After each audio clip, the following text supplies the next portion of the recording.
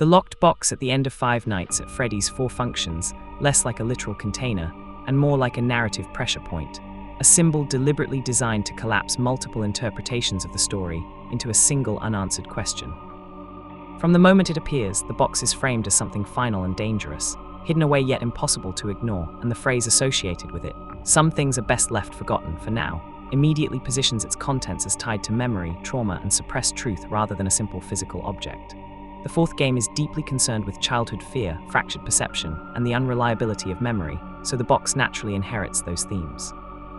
Whatever is inside cannot be separated from the perspective of a child who has experienced intense psychological and physical harm, and the ambiguity is intentional, because the story itself is about not fully understanding what happened, even when the clues are everywhere.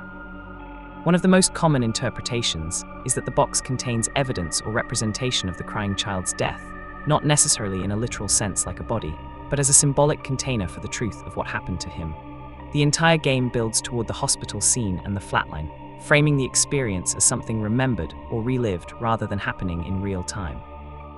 In this reading, the box holds the reality that the child died as a result of the bite, and that this event is the emotional core of the entire series.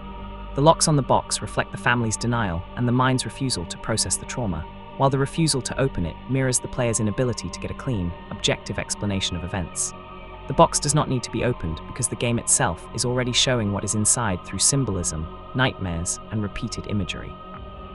Another interpretation leans more heavily into the idea that the box contains the pieces that put the story together, possibly literal items like the plush, the mask, or other objects tied to the child's fear, but again functioning symbolically rather than as straightforward lore artifacts. The fourth game repeatedly emphasizes broken things that need to be put back together, from the toy imagery to the minigames, where fragmented scenes slowly reveal context. The box could therefore represent the completed picture of the story, the answer to who the child is, what happened to him, and how his suffering connects to the larger events of the series. The reason it remains closed is because at the time of the game's release, revealing that full picture would have collapsed the mystery too early.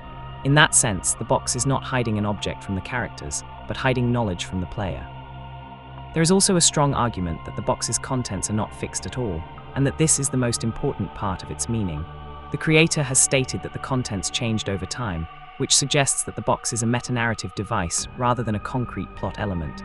It represents the evolving story itself, shaped by interpretation, theory, and later installments. In this view, asking what is inside the box is like asking for a single, definitive explanation of the series' lore, something the games deliberately resist.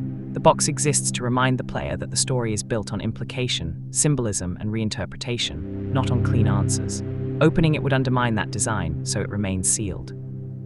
Ultimately, the box in Five Nights at Freddy's 4 is powerful precisely because it refuses to resolve into one answer.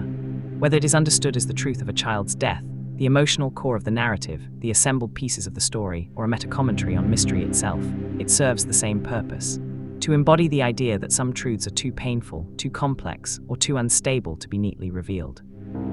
The box is not a reward waiting to be opened, but a warning about the cost of understanding, and in a series built on fear, loss, and lingering questions, that may be the most honest answer the story can give. When considering the possibility that the box in Five Nights at Freddy's 4 contains items belonging to the 5 missing children, the idea immediately ties the fourth game's intensely personal, child-centered narrative to the broader tragedy that defines the series as a whole. The missing children are not just victims in the background of the story, they are the foundation upon which everything else is built. Their deaths give meaning to the haunted animatronics, the cycles of violence, and the pervasive sense of guilt and decay that hangs over every location. If the box contains objects connected to them, then it functions as a convergence point, a place where the private trauma of one child intersects with the collective trauma of many others. This would make the box not merely a container of secrets, but a symbolic grave for innocence itself, locked away because acknowledging it fully would force the story to confront the full weight of what was lost. The strongest support for this idea comes from how Five Nights at Freddy's 4 frames memory and fear as fragmented and distorted. The game is not about a clear external sequence of events, but about how a child internalizes terror, blame, and confusion. If the crying child is somehow connected to the missing children, either as a witness, a symbolic stand-in, or someone whose fate is emotionally linked to theirs, then the box containing their belongings makes thematic sense. Personal items such as plush toys, masks, or small accessories are powerful symbols in a story about children, because they represent individuality and life before tragedy. Locking those items away mirrors how the story itself locks away the humanity of the victims, reducing them to rumors, ghosts, and threats rather than remembered children. The box, in this interpretation, preserves what the animatronics no longer can, proof that these were once real kids with identities, not just monsters. However, there is also a tension between this interpretation and the intensely inward focus of the fourth game. Unlike earlier entries, which deal more directly with restaurants, animatronics, and disappearances, this installment is almost claustrophobic in its perspective. Everything is filtered through a bedroom, a hallway, a hospital room, and a child's mind, introducing physical evidence tied to 5 separate victims' risks, pulling the story outward in a way that the game deliberately avoids. This does not rule out the idea, but it reframes it. The items in the box may not literally belong to the 5 missing children, but instead represent them in a symbolic or mnemonic sense. The crying child may not have known these children personally, yet their fate could still haunt the world he inhabits, bleeding into his nightmares as distorted figures and threatening shapes. The box then becomes a mental container for stories he has heard, fears he has absorbed, and tragedies that loom over his own life. There is also the question of narrative timing. At the point when Five Nights at Freddy's 4 was released, the identities and details of the missing children were still intentionally vague. Locking their belongings inside the box would have been a way to acknowledge their importance without committing to specifics, preserving flexibility for future revelations. This aligns with the idea that the box's contents were never meant to be static.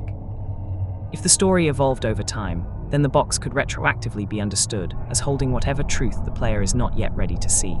In that sense, the chance that it contains items from the 5 missing children is not about physical probability, but narrative potential. The box can contain them because the story allows it to, even if it never explicitly confirms it. Ultimately, the likelihood that the box holds items belonging to the 5 missing children depends on whether one views the box as a literal object within the world or as a symbolic device aimed at the player. If taken literally, the idea is plausible but strained, given the personal, isolated scope of the fourth game's setting. If taken symbolically, it becomes much stronger. The box can represent the collective loss of the 5 children, compressed into a single, locked truth that the story refuses to fully unpack.